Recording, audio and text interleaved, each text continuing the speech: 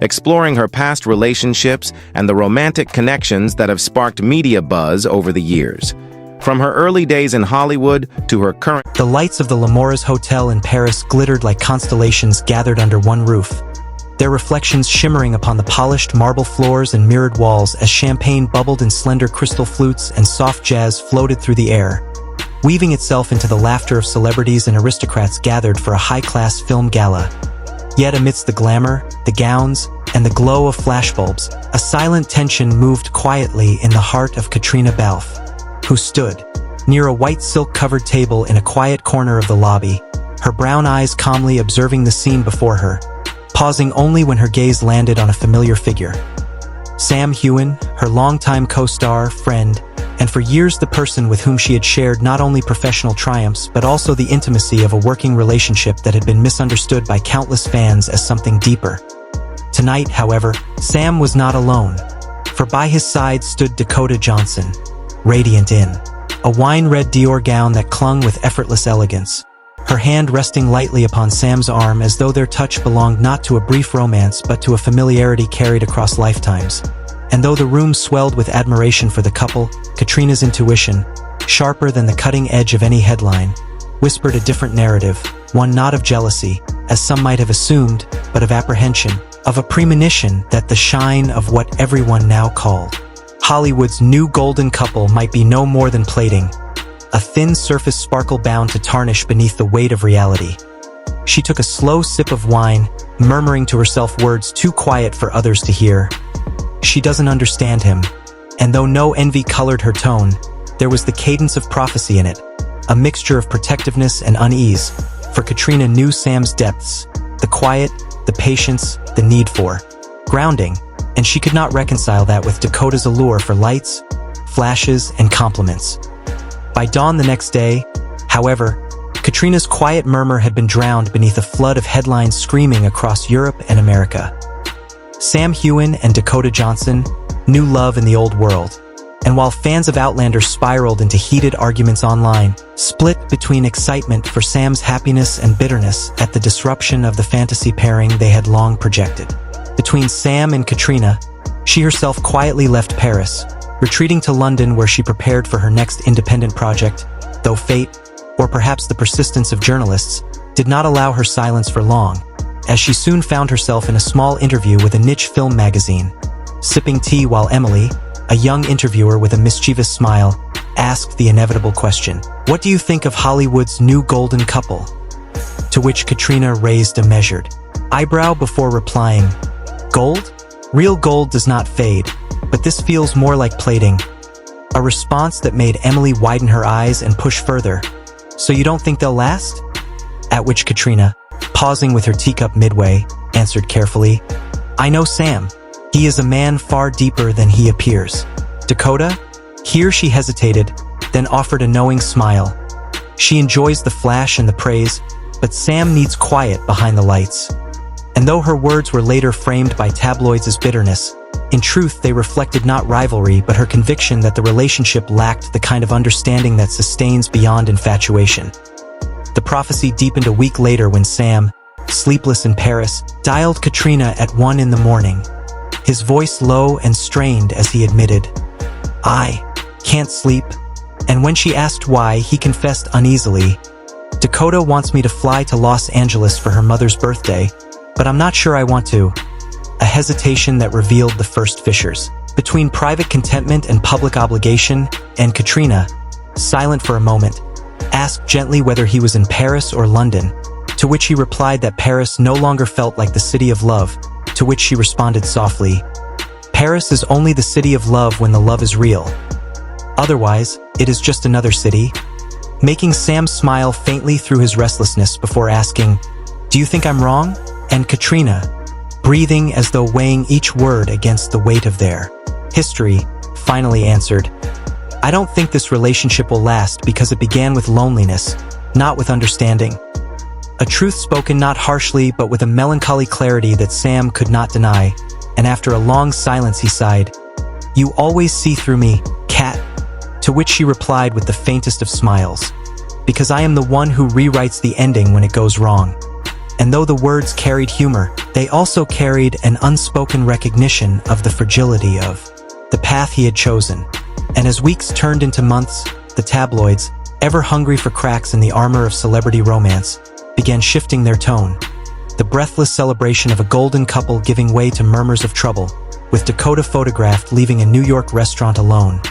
her expression cold and distant, while Sam, immersed in filming back in Scotland, avoided mentioning her in interviews, deflecting questions with polite smiles that did not quite reach his eyes. And when one journalist bluntly asked, "Are you and Dakota all right?"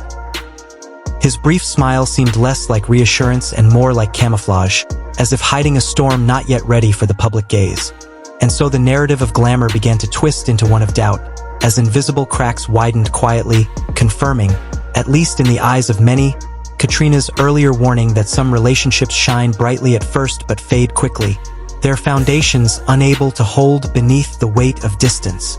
expectation, and incompatibility. And while fans debated endlessly online, some accusing Caitriona of sabotage, others defending her insight, and still others blaming the industry itself for manufacturing relationships under constant scrutiny, what remained clear was that beneath the shimmering facade of Hollywood romance lay the timeless human struggle between desire and reality, between appearance and substance, and between the longing for love and the difficulty of sustaining it under the glare. I would like to f*** you into the middle of next week. In the grand narrative of celebrity lives where glittering lights and champagne flutes often conceal the far more fragile threads of human longing, the story of Sam Heughan, Dakota Johnson, and Caitriona Balfe unfolded with the inevitability of a modern tragedy, beginning in Paris at the L'Amour's Hotel where the lobby shimmered with chandeliers and the carefully curated laughter of actors, producers, and socialites who understood that appearances in that world were often more valuable than truth itself. And yet beneath the clink of crystal glasses and the swell of soft jazz lingered the unspoken tensions that only those who had known one another beyond the velvet ropes of fame could recognize. For Caitriona stood silently at a long table draped in silk, her brown eyes scanning the room until they fell on Sam, her co-star, her confidant, the man with whom she had shared 1,000 fictional moments that audiences mistook for reality. And tonight he was not alone, because at his side was Dakota, dressed in a wine-red Dior gown, radiating a glamour that seemed almost too effortless, her hand resting upon Sam's arm with the ease of someone who wanted the world to believe in a bond predestined. And though the scene appeared seamless to the casual eye, Caitriona felt a disquiet rising within her, not jealousy, not the bitterness of someone excluded, but rather a prophetic intuition born of years, observing Sam not as an image on screen, but as the man who retreated into quiet when the applause died away. And so she muttered beneath her breath words no one else could hear, that Dakota did not understand him, that what was now paraded as love was fragile and plated rather than solid gold, destined to glitter briefly before fading under the weight of its own superficiality. And while these words traveled like whispers carried by invisible wind, the following morning the tabloids had already crafted their headlines, proclaiming Sam Heughan and Dakota Johnson as a dazzling new couple bridging Hollywood and the old world, igniting frenzied commentary among Outlander fans who had long projected their own fantasies onto Sam and Caitriona, their beloved on-screen pair, and who now felt betrayed, amused, or confused, depending on where their loyalty lay, while Caitriona herself quietly left Paris for London to prepare for her next project, only to be cornered in a side interview by a young journalist who asked, with playful curiosity, what she thought of Hollywood's newest golden couple. And Caitriona, with the poise of someone who had spent years deflecting invasive questions, raised her brow and remarked that real gold did not fade easily, but that this glitter looked like plating, a sharp comment disguised in gentleness, followed by the explanation that Sam was a man of depth, someone who required quiet away from the lights, while Dakota seemed more enthralled by the flashes and the compliments, and in that measured critique she planted a seed of doubt, not in public opinion, but in the truth she had carried in her heart, which soon resurfaced late one night when Sam himself called her at 1 a.m. confessing that he could not sleep, that Dakota wanted him to fly to Los Angeles for her mother's birthday, yet he was uncertain.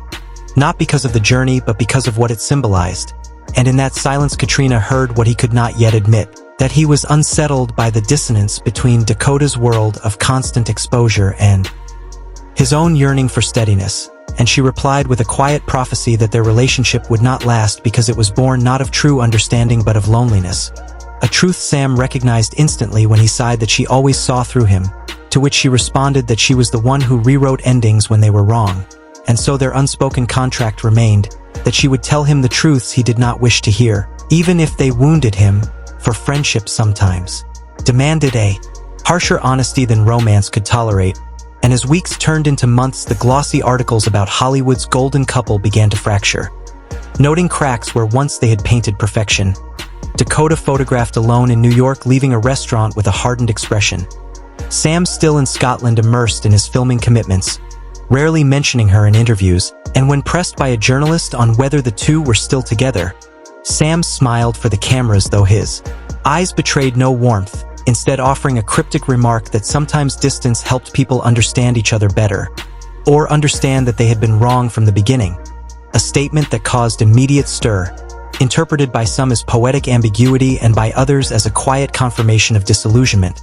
while Caitriona, busy with a new film, nonetheless allowed fragments of her own philosophy to slip through during a live stream with fans, when asked what advice she would give to lovers who could not seem to understand each other. And she answered simply that one should not love out of loneliness, but only when looking into another's eyes and seeing not a mirror but oneself reflected truly. Words that seemed innocuous but were in fact a distillation of her judgment on Sam and Dakota, though carefully veiled so as not to sound personal. And by December, the cold winds whipping against the windows of the Corinthia Hotel in London mirrored the frost gathering between Sam and Dakota as they sat in a ninth-floor suite, she pacing in agitation,